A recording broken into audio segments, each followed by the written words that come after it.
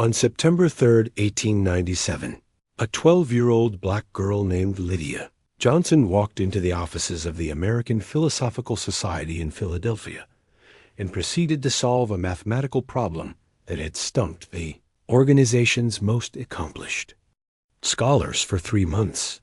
She did it in 17 minutes, using methods that she could not explain and that no mathematician had ever documented before. When asked where she had learned such advanced techniques, Lydia simply said that the numbers spoke to her and told her what they wanted to be.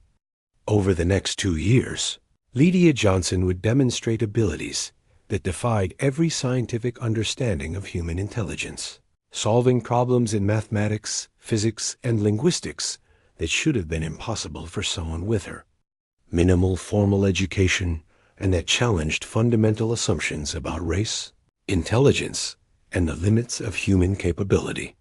Scientists, educators, and racists all tried to explain Lydia, to categorize her, to prove that she was either a fraud or an anomaly that did not threaten their comfortable beliefs about racial hierarchies and intellectual capacity.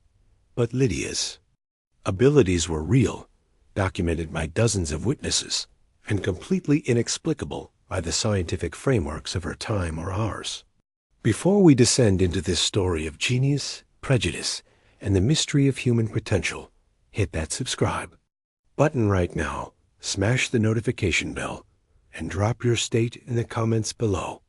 This is Epoch of Fear, where we explore the stories that reveal how uncomfortable truths about human capability have been suppressed, explained away, or forgotten when they threatened the social order. Philadelphia in 1897 was a city of contradictions, home to one of the largest free black populations in America, but also deeply segregated and committed to maintaining racial hierarchies through both formal laws and informal social customs. The city prided itself on its intellectual traditions, hosting the American Philosophical Society, founded by Benjamin Franklin, the Academy of Natural Sciences, and numerous universities and research institutions. But these institutions were almost entirely white and male, operating on assumptions about intelligence and capability that explicitly excluded women and people of color from serious intellectual pursuits. The prevailing scientific consensus in 1897 held that intelligence was primarily hereditary, that different races had different intellectual capacities, with white Europeans at the top of the hierarchy, and that women's brains were fundamentally unsuited for abstract reasoning and advanced mathematics. These beliefs were supported by measurements of skull size, studies of brain weight, and various tests designed to confirm what researchers already believed. Any evidence that contradicted these assumptions was dismissed as measurement error, fraud, or the exception that proved the rule. Into this world of scientific racism and rigid hierarchies walked Lydia Johnson, a child whose very existence would challenge everything these scholars thought they knew about human intelligence. In potential. Lydia was born in Philadelphia on March 15, 1885, to parents who had both been born into slavery in Virginia and who had escaped north during the Civil War. Her father, Samuel Johnson, worked as a porter at the Reading Terminal Market, carrying heavy loads and working long hours for wages that barely supported his family. Her mother, Martha Johnson, took in laundry and did domestic work for wealthy white families, washing and ironing clothes in their small home in a predominantly black neighborhood in South Philadelphia. The Johnsons were respectable, hard-working people who attended church regularly and tried to provide the best life possible for their children, despite the enormous obstacles that racism and poverty placed in their path. They had 5 children. Total, 4 of whom were unremarkable in the ways that most people are unremarkable, living normal lives appropriate to their circumstances and opportunities. But Lydia was different from the moment she began to speak, and her differences became more pronounced and more impossible to ignore as she grew older. She began speaking in complete sentences at 14 months old, an age when most children are still struggling with single words. By age 2, she was reading newspapers that her father brought home, sounding out words she had never heard before and asking questions about their meanings. By age 3, she was doing arithmetic in her head, adding and subtracting 3-digit numbers faster than adults could calculate them on paper. Her parents, who had received minimal formal education themselves, did not fully understand what they were witnessing, but knew that their daughter was special in ways that both excited and frightened them. The Johnson family's church, the African Methodist Episcopal Bethel, ran a small school for black children who were excluded from or unwelcome in Philadelphia's public schools. Lydia began attending this school at age 4, and within weeks, her teachers realized that she was far beyond anything they could teach. She had already taught herself to read and write at levels that exceeded most adults. She solved mathematical problems that the teachers themselves did not understand. She asked questions about science and nature that required knowledge of physics and biology that no one at the school possessed. The teachers did not know what to do with her, so they allowed her to read whatever books were available in the church's small library while they taught the other children. Lydia devoured every book she could find, reading works of history, science, philosophy, and literature that were intended for educated adults and that she should not have been able to comprehend. But she understood everything, remembered everything, and constantly asked for more books, more knowledge, more challenges for her mind that seemed to absorb information like dry ground absorbing water after a long drought. By age 7, Lydia had read every book in the church library, most of them multiple times, and was desperate for access to more advanced materials that could satisfy her intellectual hunger. The church's minister, Reverend Thomas Harrison, was an educated man who had attended Lincoln University and who recognized that Lydia needed opportunities beyond what the church school could provide. He began bringing her books from his own collection and from libraries that allowed him access, feeding her mind with increasingly advanced texts in mathematics, science, and philosophy. But he also worried about what would happen to this brilliant child in a society that had no place for a black girl with intellectual abilities that surpassed most educated white men. In 1897 America, there were limited paths available for someone like Lydia. She could not attend most universities because they did not accept women or black students. She could not pursue most professions because they were closed to both women and people of color. She could not even safely display her abilities in public without risking accusations of fraud, mockery, or violence from white people who would find her existence threatening to their beliefs about racial hierarchies and natural order. Reverend Harrison understood all of this, but he also believed that Lydia's gifts came from God and that hiding them would be a sin against divine purpose. So in the late summer of 1897, when Lydia was 12 years old, he made a decision that would change her life and create a scientific controversy that would last for years. He would introduce Lydia to the white intellectual establishment of Philadelphia and force them to acknowledge that their theories about race and intelligence were wrong. Reverend Harrison's opportunity came through a connection with Dr. William Patterson, a white physician who attended medical lectures at the University of Pennsylvania and who had treated Reverend Harrison's wife during an illness. Dr. Patterson was a member of the American Philosophical Society and had mentioned, during a social visit, that the society was struggling with a mathematical problem related to the orbit calculations for a newly discovered asteroid. The problem involved complex differential equations that even the society's most accomplished mathematicians had not been able to solve satisfactorily.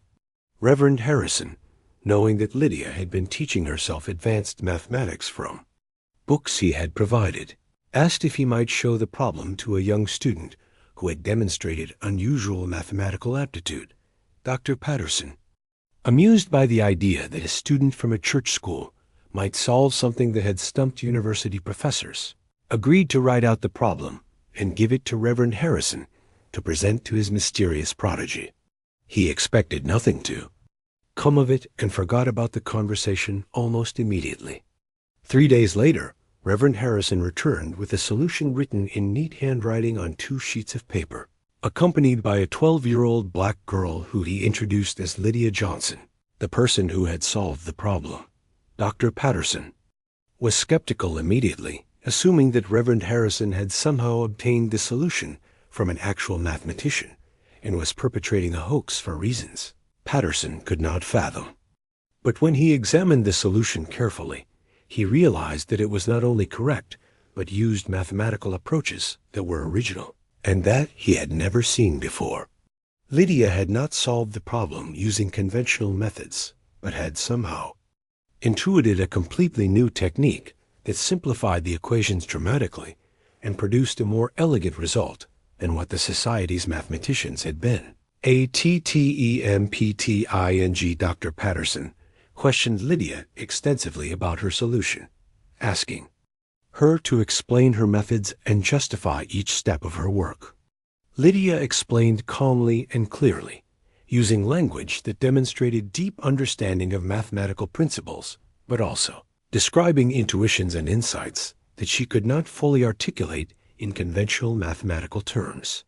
She said things like, the numbers wanted to be arranged this way, and I could see that this part of the equation was lonely and needed to be connected to this other part.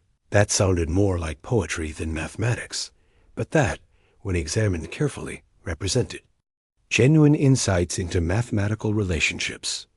Dr. Patterson was simultaneously fascinated and disturbed by what he was witnessing.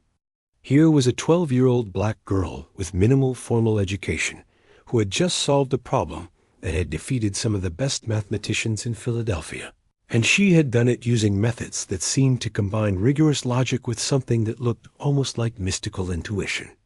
Every assumption Dr. Patterson held about intelligence, about race, about the necessary foundations for advanced mathematical work, was being challenged by this child, who should not have been capable of what she had just demonstrated.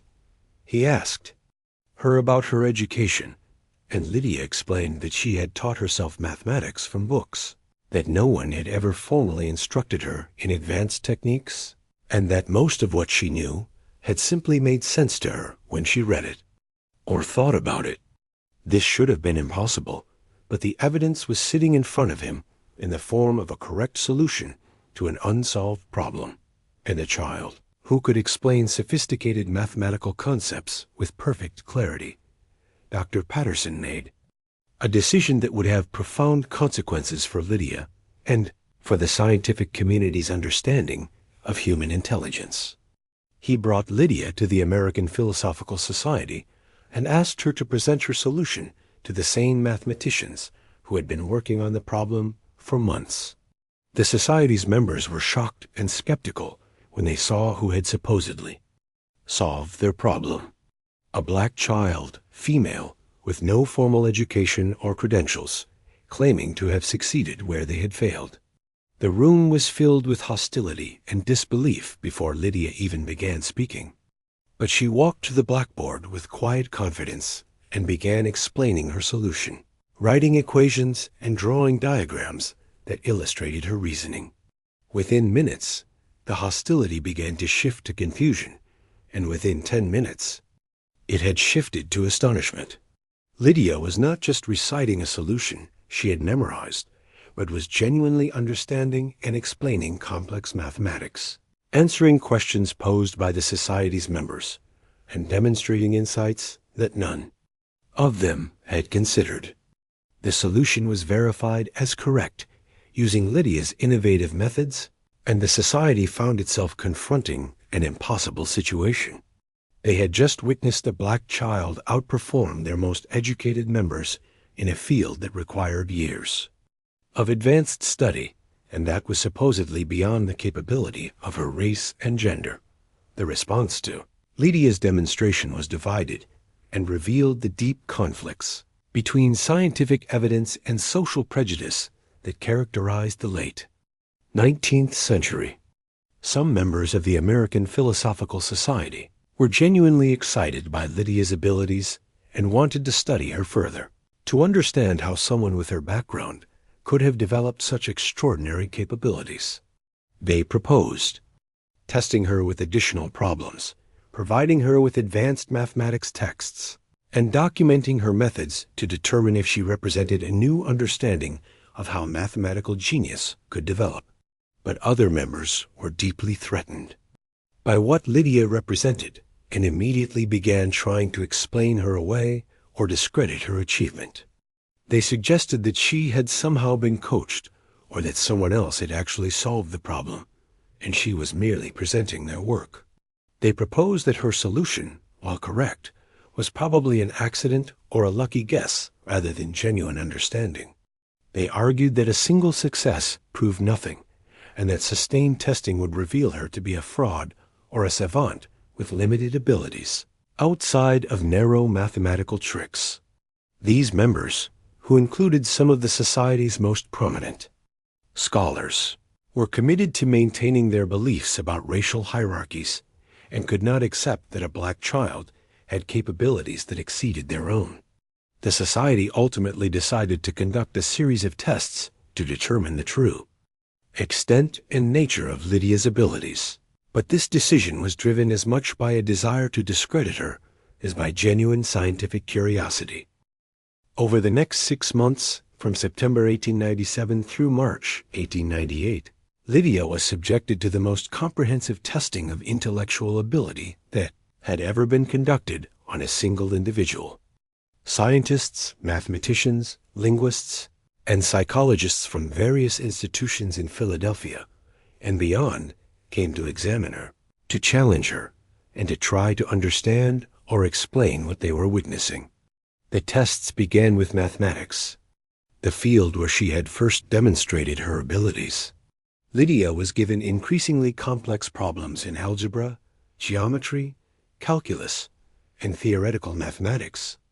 She solved them all with speed and accuracy that exceeded what university students or even professors could manage. She was given problems that had no known solutions, and she sometimes found solutions that professional mathematicians would later verify as correct and original.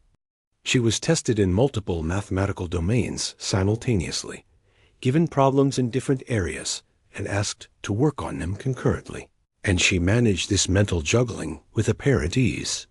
The mathematicians testing her were forced to conclude that Lydia's mathematical abilities were genuine, profound, and far beyond what should have been possible given her age and education. But acknowledging this created enormous cognitive dissonance for scholars who had built their careers on theories that explicitly denied such abilities could exist in black people. So the testing expanded to other domains in hopes of finding limitations or explanations that would make Lydia's abilities less threatening to established beliefs. The linguistic testing proved even more astonishing than the mathematical assessments. Lydia was presented with texts in languages she had never studied, including Latin, Greek, French, German, and Hebrew.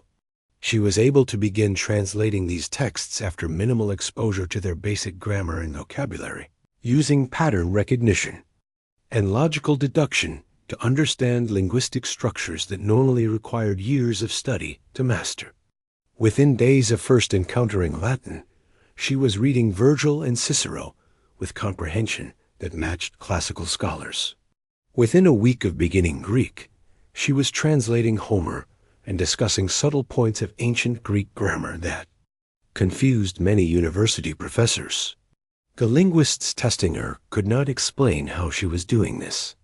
Language acquisition at this speed and depth should have been impossible, yet Lydia demonstrated it repeatedly with language after language. She explained that languages had patterns that she could see, that once she understood the underlying logic of how a language worked, the specific vocabulary and idioms became almost self-evident. This was not how language learning was supposed to work according to established theory, but it was clearly how it worked for Lydia. The linguistic testing confirmed what the mathematical testing had shown. Lydia possessed intellectual abilities that exceeded normal human capacity and that operated on principles that existing science could not adequately explain or categorize.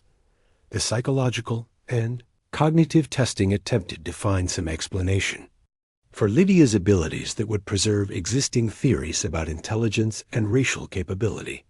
Researchers measured her skull size, weighed her brain through various proxy measurements, tested her reaction times and sensory acuity, and administered every test of mental capacity that existed in 1897.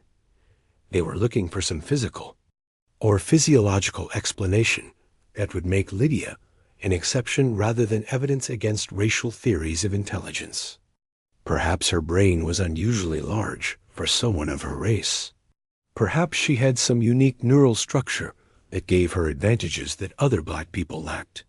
Perhaps she was actually of mixed racial heritage, and her abilities came from her white ancestry. Even though both her parents were clearly and fully black, the researchers generated elaborate theories to explain Lydia, while preserving their fundamental assumptions about race and intelligence.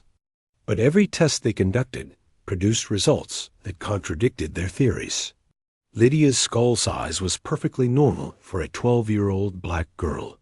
Her brain showed no obvious unusual characteristics through the crude measurements available. At the time, her sensory abilities were good, but not exceptional. There was no physical explanation for her intellectual abilities, no way to categorize her as an anomaly that did not threaten general theories about racial intellectual capacity. She was simply a brilliant black child, and her brilliance could not be explained away by physical measurements or hereditary theories. This created a crisis for the scientists studying her because accepting Lydia's abilities as representative of untapped potential in the black population would have required abandoning beliefs and theories that undergirded the entire system of racial hierarchy and segregation. The public response to news of Lydia's abilities was predictable and ugly. Newspapers in Philadelphia and other cities ran stories about the Negro girl genius that were simultaneously fascinated and condescending, treating Lydia as a curiosity rather than a person. Some articles praised her abilities, but framed them as exceptional and unrepresentative, evidence that some individuals might transcend their racial limitations, but that did not change general truths about racial hierarchies. Other articles were openly hostile, suggesting that the whole thing was a fraud, that Lydia had been coached or was being used by abolitionists and race agitators to push false narratives about black intellectual equality. White supremacist publications ran pieces arguing that Lydia's abilities, if real, proved nothing because individual exceptions did not invalidate general rules, and that focusing on rare cases of black achievement distracted from the larger truth that most black people were intellectually inferior to whites. Black newspapers celebrated Lydia's success, but also worried about the pressure and expectations being placed on a 12-year-old child, and about whether she would be allowed to develop her abilities or would be destroyed by a society that had no place for brilliant black women. The Johnson family found themselves thrust into public attention they had never sought, with their home visited by reporters, scientists, curiosity seekers, and both supporters and detractors who wanted to see Lydia for themselves. The family struggled to protect their daughter from exploitation, while also wanting her to have opportunities to develop her extraordinary gifts. By the spring of 1898, Lydia had become famous throughout the northeastern United States as the black girl genius whose abilities defied scientific explanation. She had been tested, measured, examined, and discussed by hundreds of scientists and scholars. The American Philosophical Society had published a preliminary report on their testing that confirmed her extraordinary abilities while carefully avoiding any conclusions about what those abilities meant for theories about race and intelligence. Individual scholars published their own articles and papers, some celebrating Lydia as evidence of universal human potential, others explaining her as an anomaly that proved nothing about racial capabilities in general. Educational institutions faced pressure to admit Lydia and provide her with advanced training, but most refused because they did not accept black students or female students, and making an exception for one brilliant child would have required.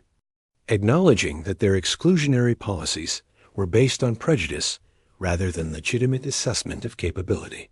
The resulting impasse meant that Lydia, despite being recognized as one of the most intellectually gifted people in America, had no clear path forward for education or development of her abilities.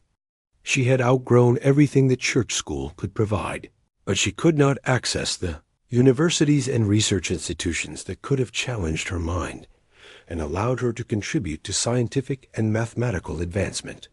She was trapped by her race and gender in a society that valued brilliance in theory but could not accept it in practice when it came from a black girl. The solution that emerged was imperfect, but represented the best that could be achieved in 1897 America.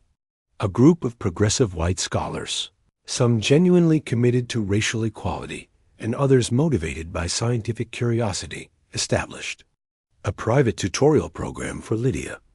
They would provide her with books, problems to solve, and periodic meetings with experts in various fields who could engage with her on advanced topics. This arrangement allowed Lydia to continue learning without requiring institutions to formally admit her, and it gave scientists continued access to study someone whose abilities they found fascinating even as they struggled to understand them. The program was funded through private donations from wealthy individuals who were intrigued by Lydia's story, and it provided a small stipend to the Johnson family to compensate for the time Lydia spent on studies rather than contributing to household income through work. From March 1898 through 1900, Lydia essentially received a private university education through this tutorial program, studying advanced mathematics, physics, chemistry, biology, history, and languages with scholars who had previously taught only at the university level. Her progress continued to astonish everyone who worked with her. She mastered university-level mathematics within 6 months and was solving problems in theoretical mathematics that challenged her tutors by the time she turned 14. She learned physics and chemistry with similar speed, grasping complex concepts on first exposure and making connections between different fields that her tutors had never considered. She added several more languages to her repertoire, including Russian, Arabic, and Chinese, each time demonstrating the same impossible speed of acquisition and depth of understanding. But the tutorial program was only a partial solution to the challenge of what to do with Lydia's brilliance. She was receiving education, but she had no clear path to using that education in ways that would allow her to contribute to scientific advancement or support herself financially.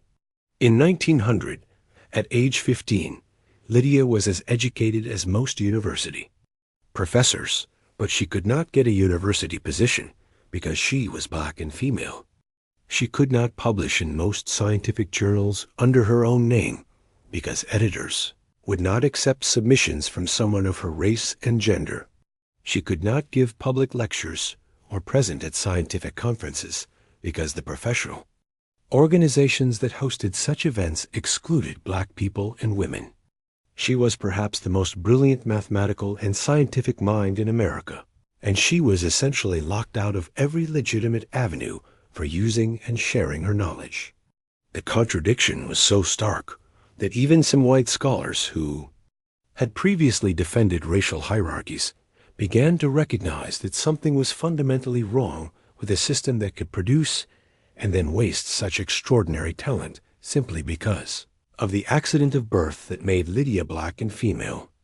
But recognizing the problem did not translate into solving it, and Lydia found herself in an increasingly frustrating position as she matured into her mid-teens with capabilities that had no acceptable outlet in the society she lived in.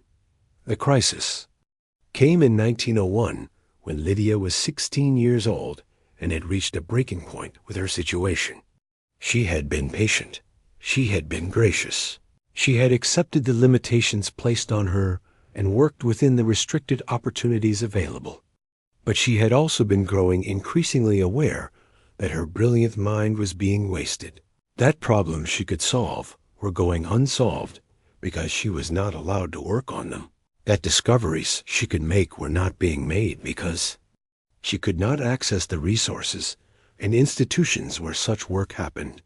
In a meeting with her tutors and supporters, Lydia made a simple but devastating statement. "You have tested me and measured me and studied me for 4 years. You have confirmed that I can do mathematics and science as well as or better than anyone you know. But you will not let me actually do mathematics and science in ways that matter.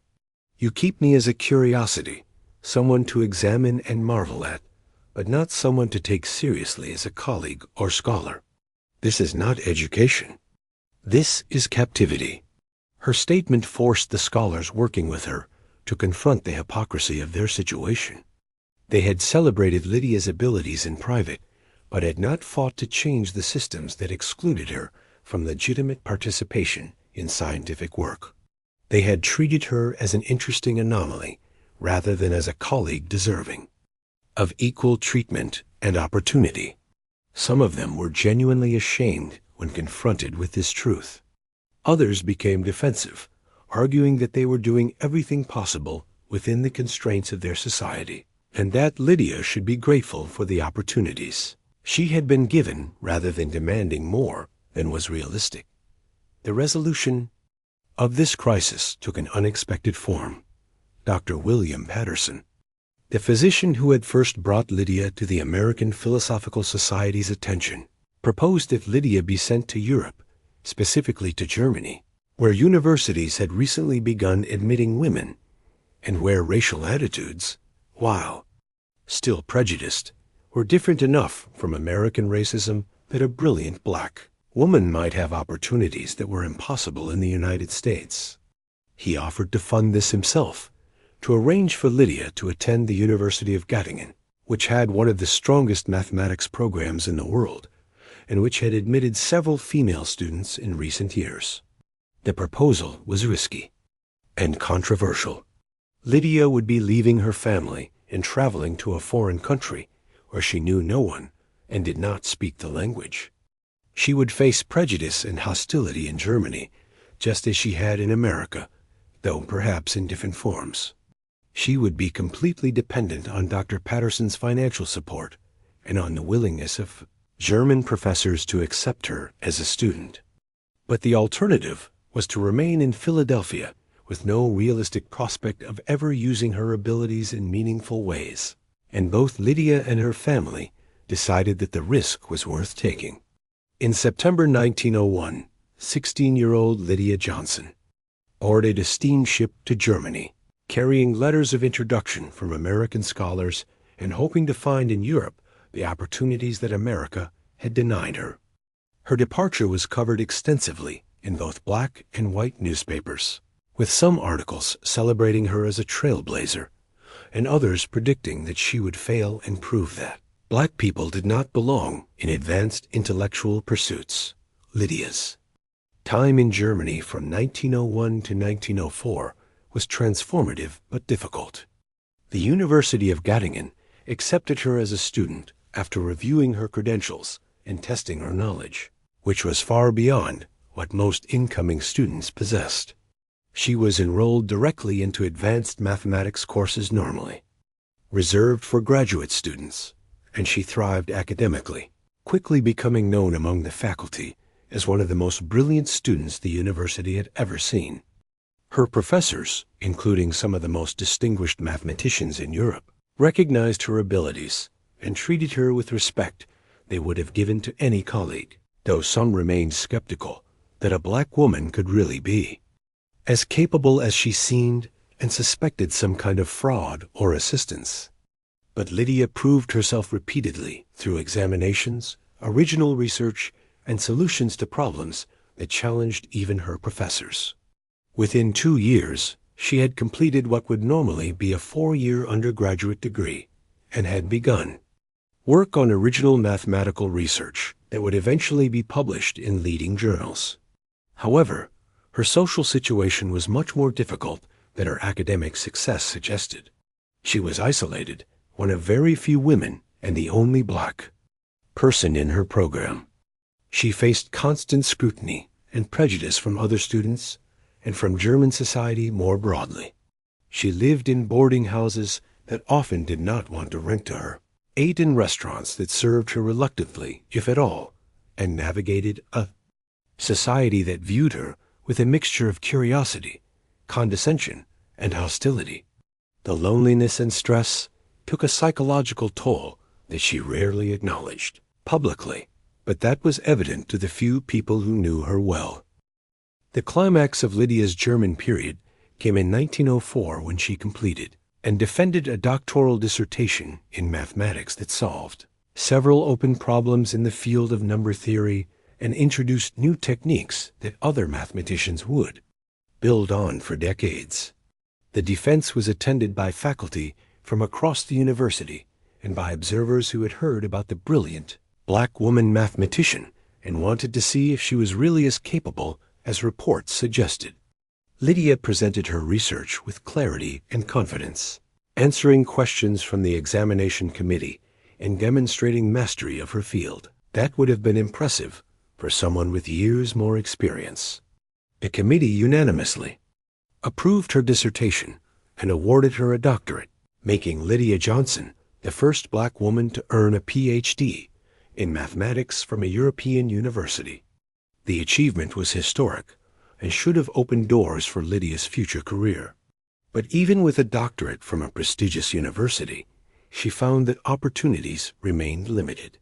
German universities were not going to hire a black woman as a professor, even one with credentials that exceeded most applicants. American universities certainly were not going to hire her when they would not even admit black students in most cases. The research institutions that might have employed her as a mathematician were closed to women and people of color.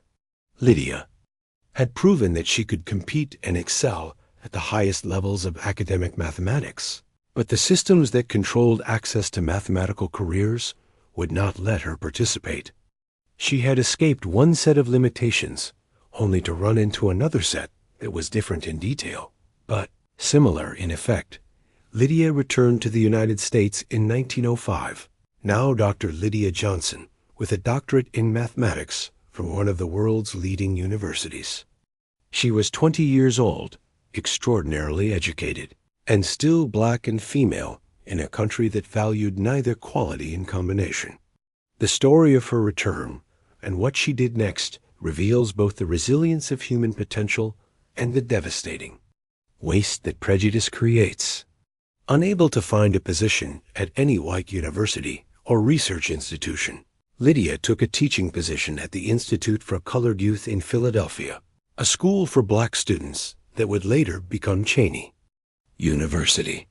She taught mathematics and science to students who had been excluded from white schools and who had rarely, if ever, been taught by someone with her level of expertise. By all accounts, she was an extraordinary teacher who inspired students and demonstrated that black people could excel in the most demanding intellectual fields.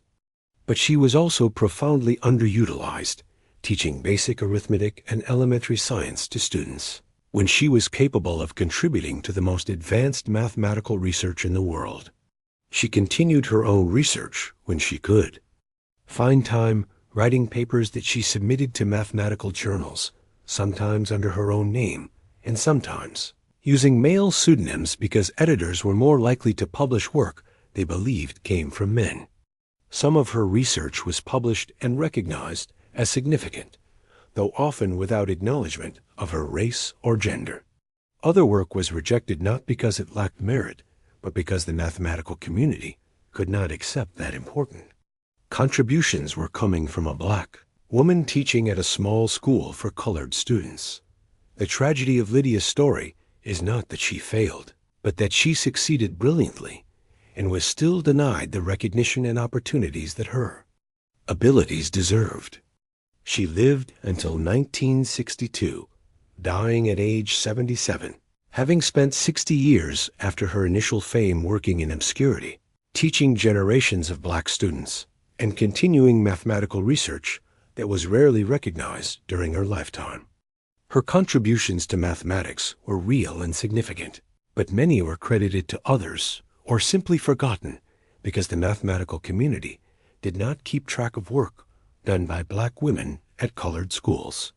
After her death, as historians began recovering the contributions of women and people of color to science and mathematics, Lydia's work was rediscovered and her importance was finally acknowledged.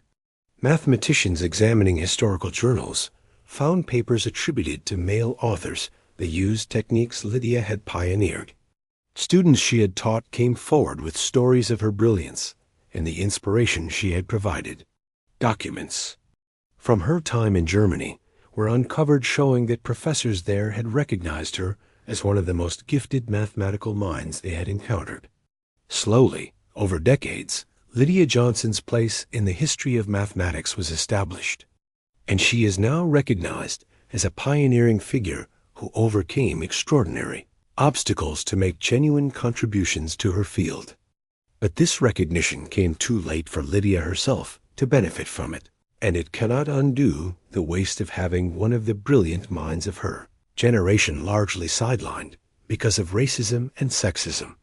The question of how Lydia developed her extraordinary abilities has never been fully answered. The scientists who tested her in 189-71898 could not explain her capabilities using the theories and frameworks available at the time. Modern neuroscience and psychology offer some possible explanations involving exceptional working memory, pattern recognition abilities, and neural efficiency that allows some individuals to process information far faster than average. But even these modern frameworks struggle to fully account for someone learning multiple languages or mastering advanced mathematics at the speed Lydia demonstrated. The most likely explanation is that Lydia possessed some combination of natural gifts and learned skills that we still do not fully understand. That human intellectual potential is far more variable and extraordinary than we typically recognize, and that many more people might achieve remarkable things if they had access to education and opportunities, rather than being limited by prejudice and poverty. Lydia's story suggests that genius is not as rare as we assume, but that it is often wasted or suppressed when it appears in people society has decided should not be capable of it. How many other Lydia Johnsons have existed throughout history? Brilliant minds that were never given opportunities to develop or demonstrate their abilities because they were born into circumstances that denied them education, resources, and recognition. The number is almost certainly enormous, and recognizing this should fundamentally change how we think about human potential and about the cost of the systems of prejudice that limit opportunities based on race, gender, class, or other arbitrary categories. The legacy of Lydia Johnson extends beyond her individual story to broader questions about intelligence, potential, and the social structures that enable or prevent human flourishing. Her case demonstrates that the theories about racial intellectual hierarchy that dominated scientific thought in her era were completely wrong, that they were maintained not through evidence, but through prejudice and selective attention to data. That confirmed existing beliefs. Scientists in 1897 could not explain Lydia without abandoning their theories about race and intelligence. So instead, they explained her away as an exception, an anomaly, a special case that did not challenge general principles. But Lydia was not an exception or an anomaly, except in the sense that she was exceptionally brilliant.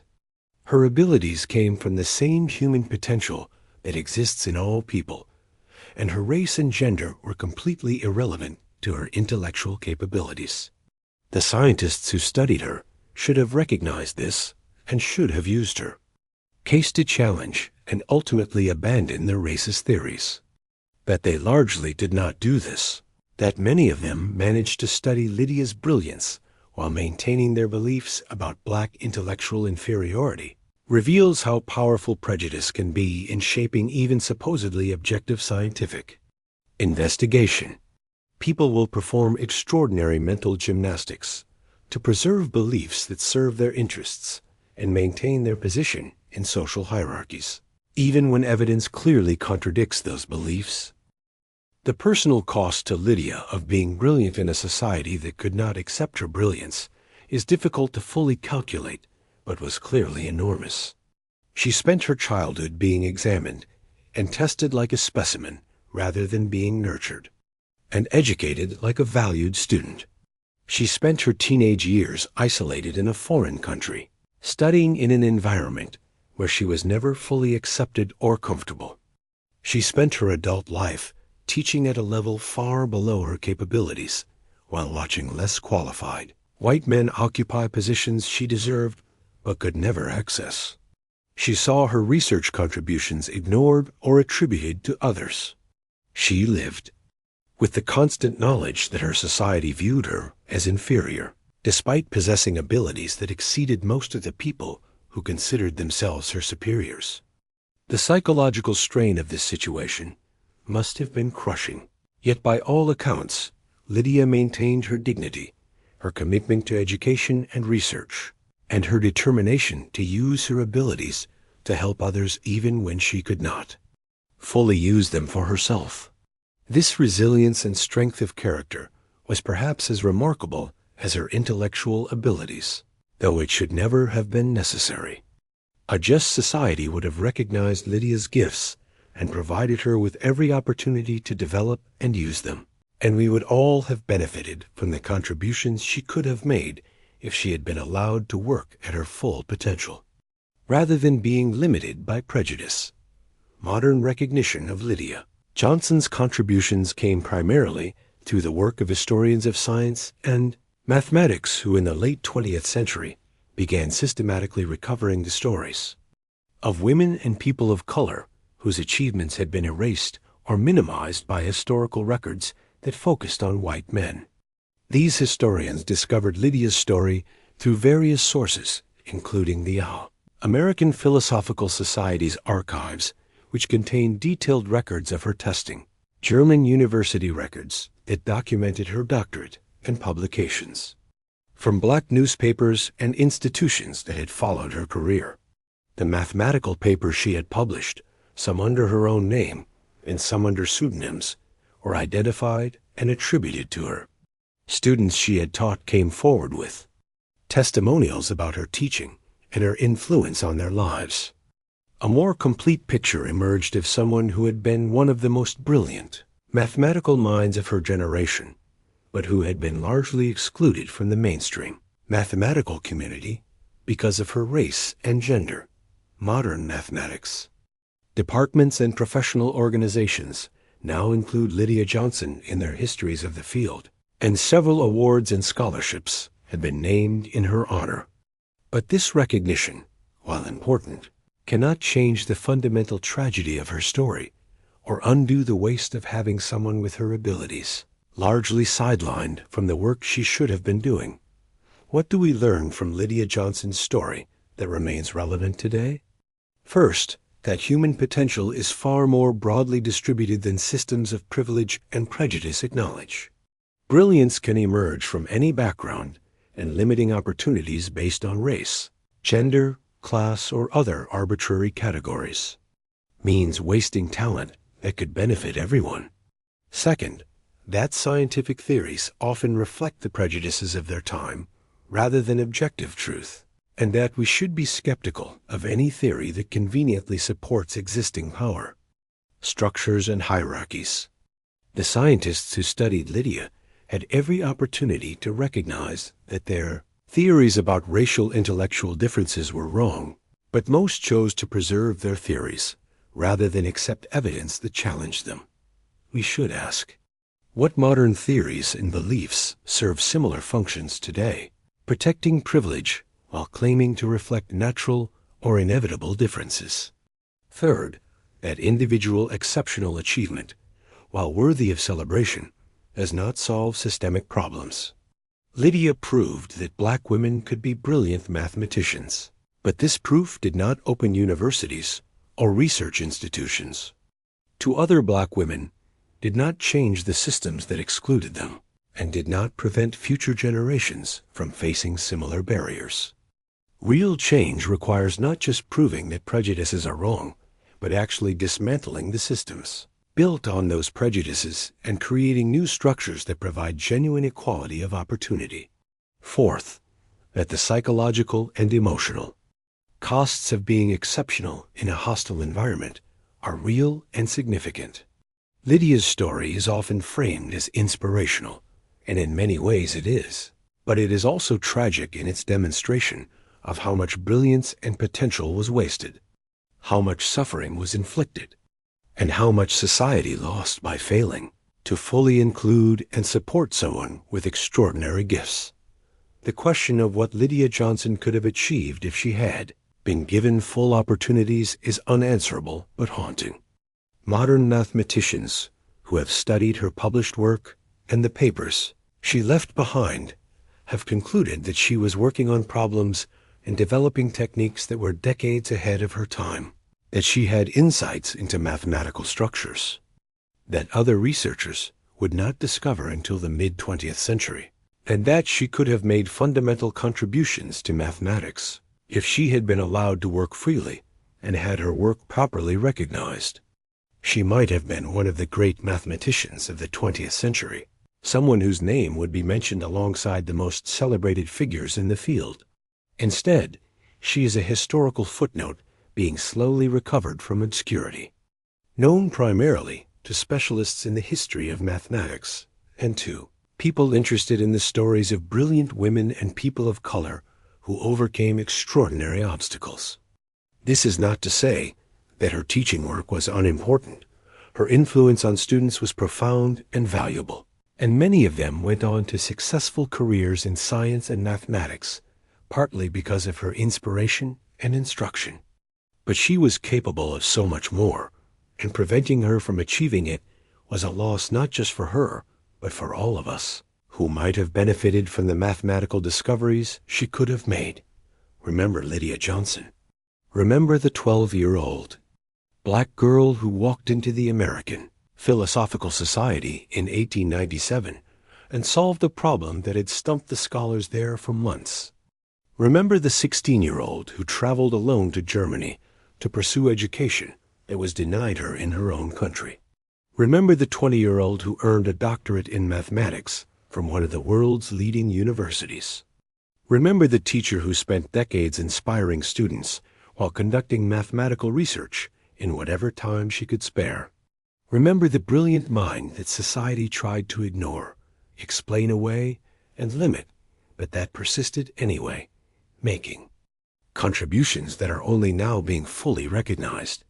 Her story is one of extraordinary achievement against impossible odds, but it is also a story of enormous waste, of potential that was never fully realized because prejudice and systems built on prejudice prevented it. We honor Lydia best, not just by remembering her, but by asking what modern equivalents exist, what brilliant minds are being wasted today because of poverty, prejudice, or lack of opportunity, and what we can do to ensure that future generations do not repeat the mistakes that limited Lydia's contributions and caused her so much unnecessary suffering. What do you think about Lydia Johnson's story and what it reveals about intelligence, prejudice, and human potential? Do you believe that truly exceptional abilities like hers are rare anomalies, or do you think that many more people could achieve similar things if they had access to education and opportunities?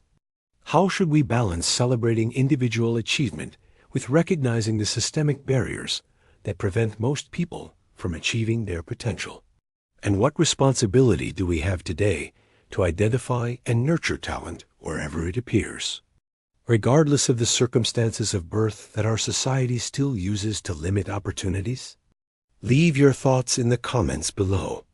If this story challenged you to think about the questions of intelligence, potential, and the social structures that enable or prevent human flourishing, Hit that subscribe button for Epic of Fear and smash the notification bell. We explore historical stories that reveal uncomfortable truths about how society has treated brilliant people who did not fit expected categories, and about the enormous cost of systems built on prejudice and false assumptions about human capability. Share this video with someone who needs to understand that genius is not limited by race, gender, or any other arbitrary category, and that every time we limit opportunities based on prejudice, we waste potential that could benefit everyone. Remember Lydia Johnson, the black girl so brilliant that science could not explain her, and ask yourself what we lose when we fail to recognize and nurture brilliance wherever it appears. Hit that subscribe button. Join our community committed to honest historical reckoning and to building a future where no one's potential is wasted because of who they are rather than what they can achieve.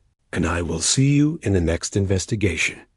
Because at Epic of Fear, we believe that all stories deserve to be told, especially the ones that challenge our assumptions and force us to confront the consequences of the prejudices we maintain.